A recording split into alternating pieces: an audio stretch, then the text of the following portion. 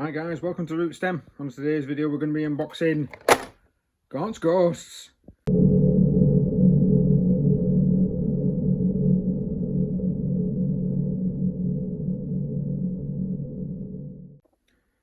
Hi guys, thanks for joining me. If you do enjoy the content, please like, share and subscribe and hit that notification button if you do want to see more.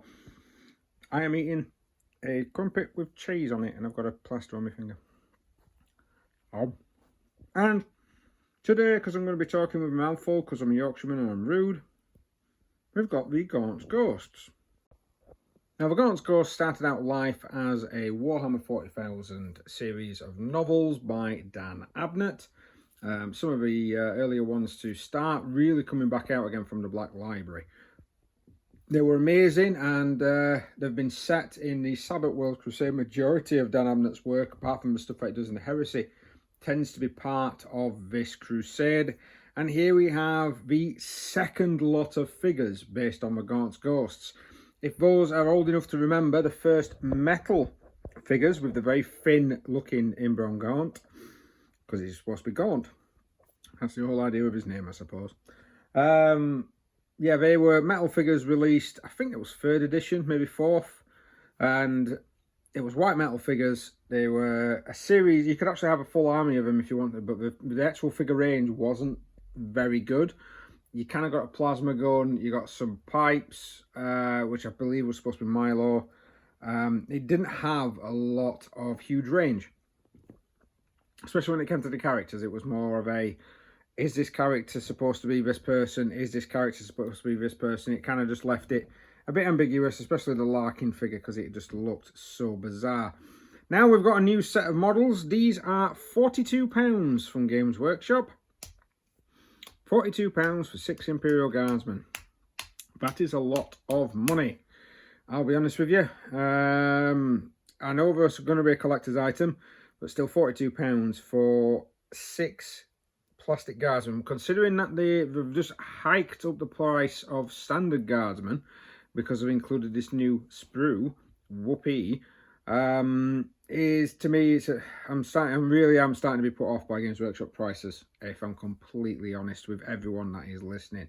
I'll probably never stop buying, but the rate of which I start buying is definitely going to start to diminish.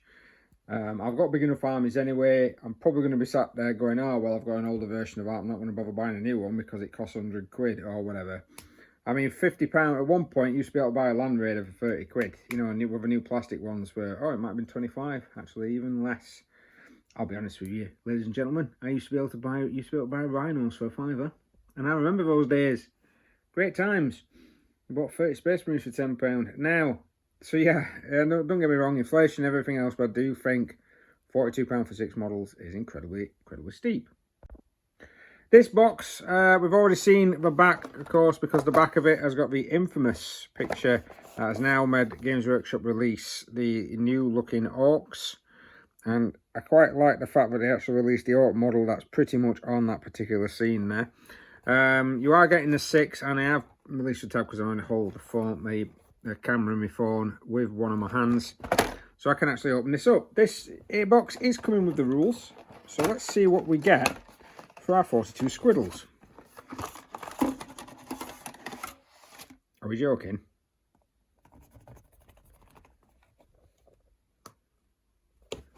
That's one fucking sprue of plastic. So that's £42 worth of plastic according to Games Workshop. Pretty much standardised push fit.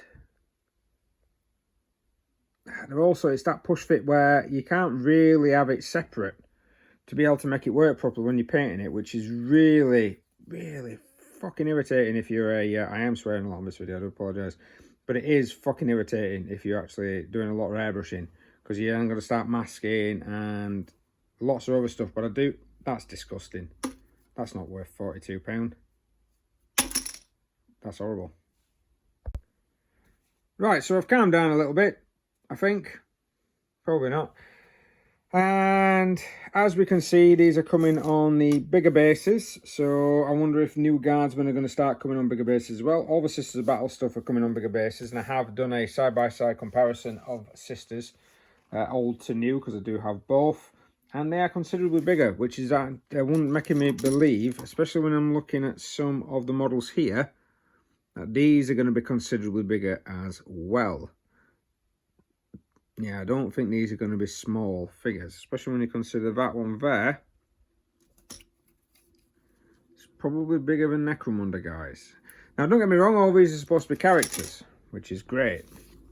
And this is going to tell us how we assemble them, which is pretty much going to be bog standard, as it's pretty much a push-fit situation. This is not going to be one where you're going to be able to do a lot of, I will paint all of these individually, which is a big thing for some people. Like I say, I prefer to paint. I do a lot of part build and paint simply because it's just quicker.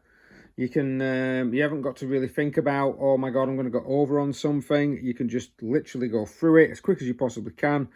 Possibly with an airbrush for your bigger areas. You know, you can actually be kind of sloppy with some of the dry brushing techniques if you need to.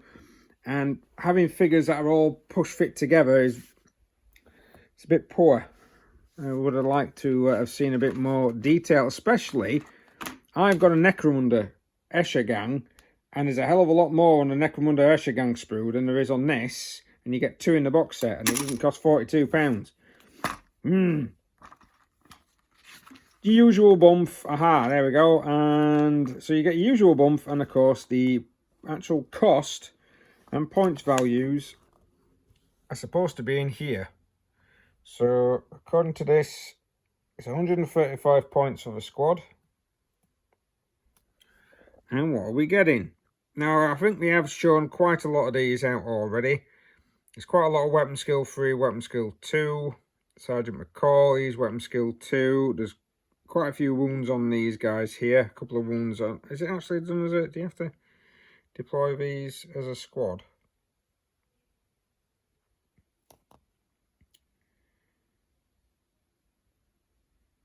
This unit can only be included in an extra military detachment or an auxiliary support detachment if a unit is selected as your... If this unit is selected as your warlord. Oh, it's an HQ choice.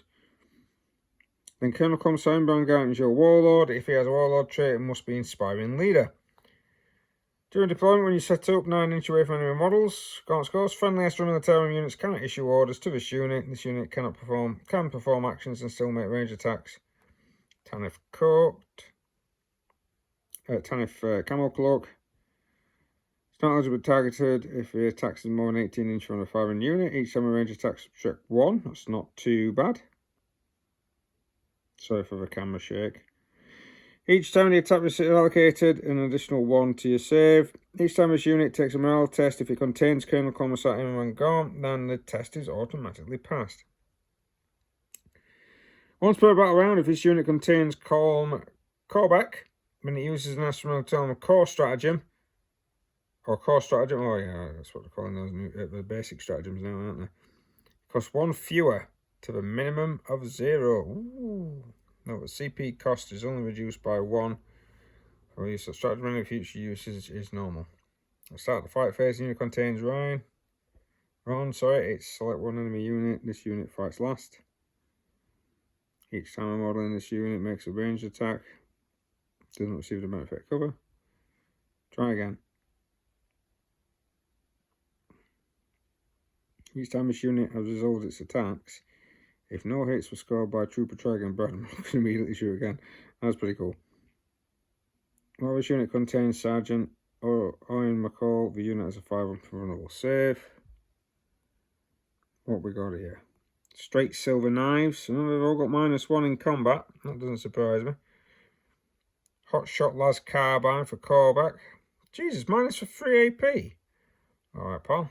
Another las carbine, assault 3. Gaunt's chainsword. Extra D3 attacks. Colonel Commissar Brown and Gaunt's got 3 attacks anyway.